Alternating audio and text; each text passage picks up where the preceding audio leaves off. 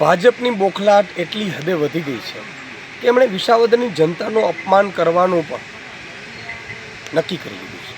વારંવાર આમે તમે ધારાસભ્યને તમારા પક્ષમાં લઈને ડરાવી ધમકાવીને એક અપમાન તો કરો જ છો, એના સોમાન ઉપર ઘા તો કરો જ છો. પરંતુ ગતરોજ CR પાટીલજી માનનીય ભાજપના પ્રદેશ અધ્યક્ષે એક સભામાં એવું કહ્યું કે વિસાવદરની જનતાએ 2012માં ભૂલ કરી, 17માં ભૂલ કરીને 22માં ભૂલ કરી. એટલે શું કેશુબાપાને વિસાવદરની જનતાએ ચૂંટાવડાવ્યા હતા એ ભૂલ કરી હતી? તમે વારંવાર કેશુબાપાનું અપમાન કરો છો. મારી એક માંગણી છે કે કેશુબાપા જેવા દિગ્ગજ નેતા કે જેમણે આ રાજ્યને ખૂબ આપ્યું છે, એમની શૂઝ બૂઝ શક્તિથી મુખ્યમંત્રી હતા ત્યારે એમણે ખૂબ આપ્યું છે ને વિસાવદરે ને પણ એમણે ગુજરાતના પલટ ઉપર મૂક્યું છે, એને તમે વારંવાર અપમાન કરો છો.